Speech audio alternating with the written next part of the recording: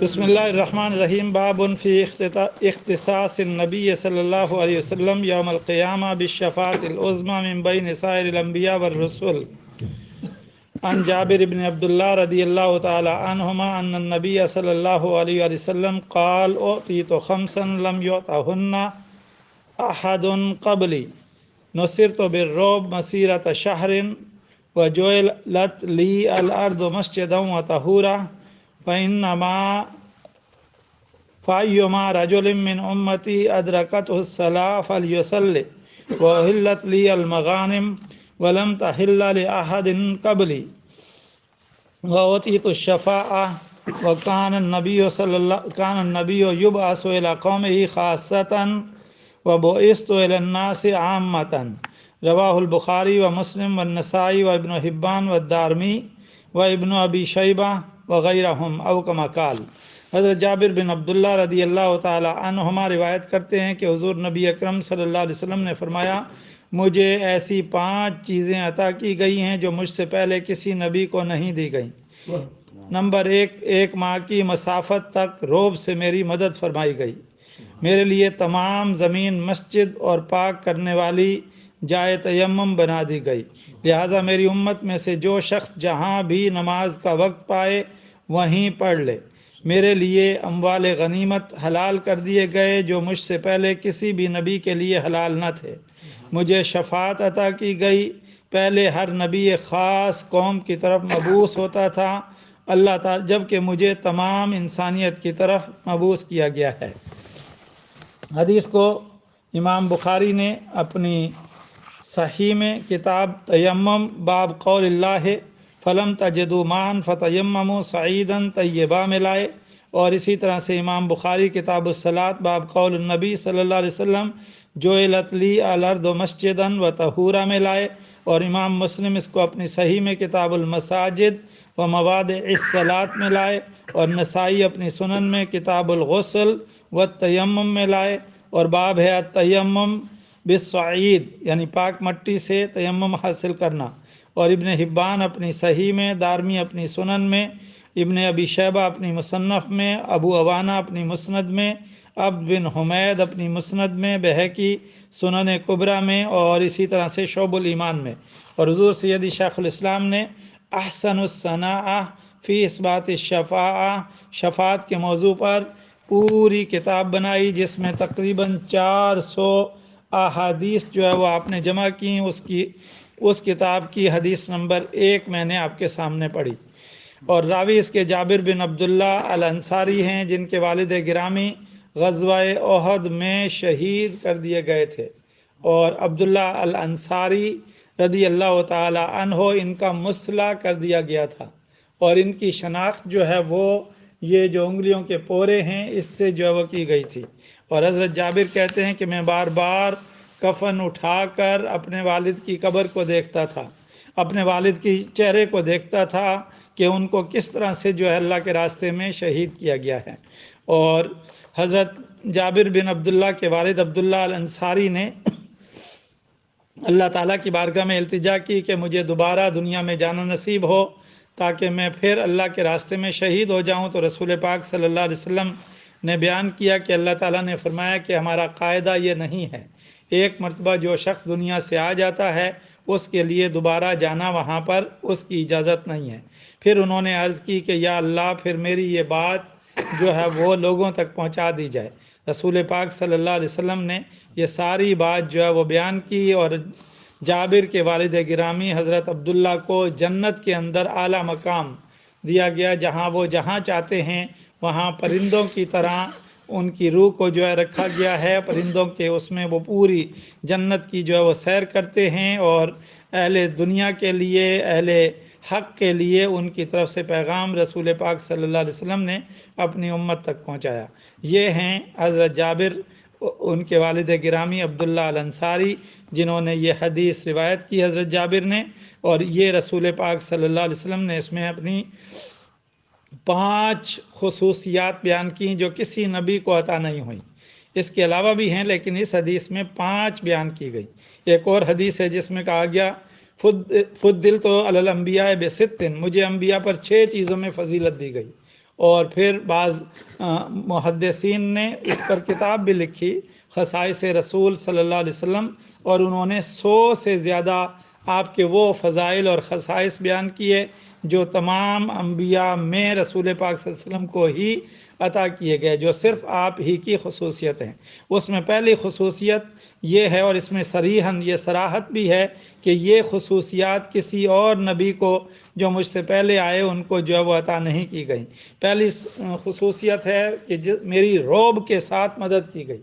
حضور علیہ الصلوۃ والسلام کا رعب ظاہراً بھی اور باطناً بھی دلوں پر جو ہے وہ رعب طاری ہو جاتا ہے۔ آج بھی جب آقا دو جہاں صلی اللہ علیہ وسلم کا نام نامی جو ہے وہ لیا جائے، اور حضور علیہ السلام نے فرمایا کہ میرا رعب جو ہے 1 مہینے کی مسافت پر، یعنی جو 1 مہینہ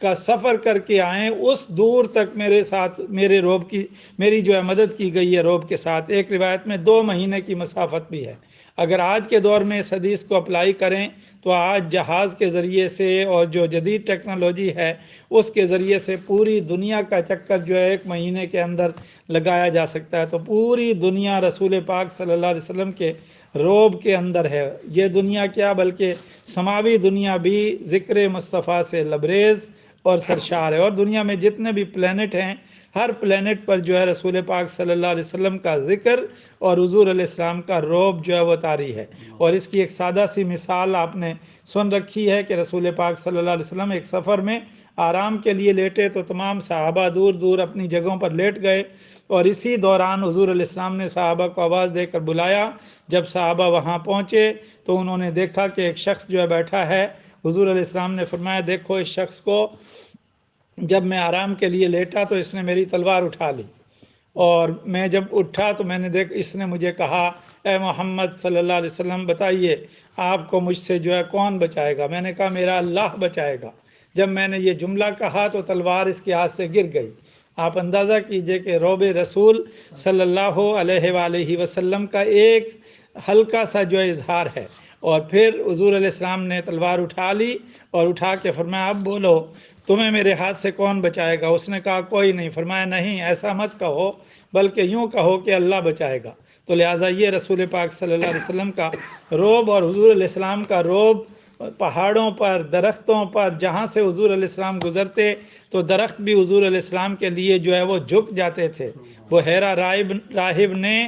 قریش کے لوگوں کی دعوت اسی بات پر کی تھی، اور اس نے کہا کہ میں نے دیکھا کہ جب تم لوگ اوپر سے نشیب کی طرف آ رہے تھے تو کوئی درخت ایسا نہیں تھا جو ان کی تعظیم کے لیے نہ جھکا ہو، اور بادل کا ٹکڑا جو ہے ان پر سایہ فگن ہے۔ تو یہ رسول پاک صلی اللہ علیہ وسلم کی شان مبارک ہے، اور آپ کا رعب آپ کے دشمنوں پر 1 میل کی مسافت پر رہتا ہے، اور یہ بھی صرف بیان کرنے کے لیے، ورنہ اس سے بھی بڑھ کر ہے۔ دوسرا فرمایا کہ روئے زمین میرے لیے مسجد اور پاکیزہ بنا دی گئی ہے، یعنی پوری روئے زمین جو پاک ہے اس جگہ پر آپ جو ہے وہ سجدہ کر سکتے ہیں، اس کا پاک ہونا ضروری ہے، اور طاہر بنا دی گئی ہے۔ طہورن کا معنی یہ ہے کہ میرا جو امتی جہاں بھی جو ہے نماز کا وقت آ جائے وہیں نماز پڑھ لے، اور اگر اسے پانی نہیں مل رہا وضو کے لیے تو پاکیزہ مٹی کے ساتھ جو ہے وہ تیمم ارادہ کر لے، تو یہ مٹی جو ہے اس کے لیے پاکیزگی کا بھی اہتمام کرے گی۔ یہ پہلے کسی نبی کے لیے نہ مسجد روئے زمین بنائی گئی، نہ زمین جو ہے روئے اپنا مسجد بنائی گئی، اور نہ ہی پاکیزہ بنائی گئی۔ تیسری شے جو ہے مال غنیمت، کہ جنگ ہو اور جنگ کے صلے میں جو مال ہاتھ آئے اس کو مال غنیمت کہتے ہیں، اور وہ پہلے وقتوں میں اللہ کا حق ہوا کرتا تھا۔ اللہ کا نبی مال غنیمت جو ہے وہ جگہ پر جمع کرتا اور آگ آ کے اسے جلا دیتی تھی، اور انہیں اس میں سے کچھ نہیں ملتا تھا، لیکن رسول پاک صلی اللہ علیہ وآلہ وسلم کی امت کے لیے اللہ تعالیٰ نے ریلیف پیدا فرما دیا، اور فرما دیا کہ جس نے جو مال اٹھایا ہے وہ اسی کا ہے، اور پھر جو اجتماعی مال ملا ہے وہ اکارڈنگلی تقسیم کیا جائے گا۔ تو لہٰذا یہ، اور اس کے بعد فرمایا کہ مجھے شفاعت عطا کی گئی ہے۔ شفاعت یہ اتنا عظیم ٹائٹل ہے، شفاعت کبریٰ، شفاعت عظمیٰ، شفاعت عامہ۔ قیامت کے دن تمام انبیاء کرام اور ان کی امتیں مل کر دربار رسالت مآب صلی اللہ علیہ وسلم میں پہنچیں گی اور عرض کریں گی کہ آپ جو ہے آج اللہ کے دربار میں التجا کیجئے، اللہ رب العزت ہماری جو ہے وہ حساب و کتاب کو شروع فرمائے۔ اور رسول پاک صلی اللہ علیہ وسلم اس دن اللہ کی بارگاہ میں سجدہ ریز ہوں گے اور اللہ رب العزت آپ کو اذن شفاعت عطا فرمائے گا کہ آپ شفاعت کیجئے، آپ کی شفاعت قبول کی جائے گی۔ فرمایا جائے گا ارفع رأسک سل تعطا واشفع تشفع، کہ اپنا سر مبارک اٹھائیے، شفاعت کیجئے، آپ کی شفاعت قبول کی جائے گی، مانگیے، سوال کیجئے، آپ کا سوال پورا کیا جائے گا۔ یہ شان صرف رسول پاک صلی اللہ علیہ وسلم کو حاصل ہوگی، اور اس کے بعد پھر ہر کوئی اپنے اپنے درجے کے مطابق شفاعت کرے گا۔ اور پھر آخری بات رسول پاک صلی اللہ علیہ وسلم نے فرمائی کہ پہلے جتنے انبیاء کرام مبعوث ہوئے وہ کسی قوم کی طرف، قبیلے کی طرف، طبقے کی طرف مبعوث کیے گئے، لیکن مجھے یا ایھا الناس انی رسول اللہ علیکم جمیعا، میں جمیع انسانیت کی طرف رسول بنا کر بھیجا گیا ہوں۔ تو لہٰذا اس وقت روئے زمین پر یا قیامت تک جتنے انسان اور جتنی مخلوقات بستی ہوں گی وہ سب کی سب حضور علیہ السلام کی امت دعوت میں شمار ہوں گی، یعنی ہر ایک امت دعوت ہے۔ ہمیں پریویلیج اللہ تعالیٰ نے دے دیا کہ اللہ تعالیٰ کا احسان عظیم ہوا کہ اس نے ہمیں مسلم گھرانے میں پیدا کر دیا۔ ہم آلریڈی آٹومیٹیکلی امت اجابت میں شمار ہو گئے، یعنی جو قبول کی گئی امت ہے اس کے اندر شمار ہو گئے۔ اور آج بھی، اور یہ ہماری ذمہ داری ہے، جو امت دعوت ہے اس تک رسول پاک صلی اللہ علیہ وسلم کا پیغام جو ہے پہنچاتے رہیں۔ اسی لیے رسول پاک صلی اللہ علیہ وسلم نے حجۃ الوداع کے موقع پر فرمایا تھا فَلْيُبَلِّغُ الشَّاهِدُ الْغَائِبَ، جو میری بات کو براہ راست سن رہے ہیں وہ جو ایبسینٹی ہیں ان تک پہنچا دیں، خواہ زمانی لحاظ سے خواہ مکانی لحاظ سے، ان تک رسول پاک صلی اللہ علیہ وسلم کی دعوت کو پہنچانا چاہیے۔ یہاں بھی جتنے لوگ آباد ہیں اور جہاں جہاں تک یہ آواز پہنچے گی، بڑی حکمت کے ساتھ، دانائی کے ساتھ، عقل مندی کے ساتھ، اللہ رب العزت کی مدد کے ساتھ، رسول پاک صلی اللہ علیہ وسلم کی سنت کے مطابق یہ پیغام حق ہر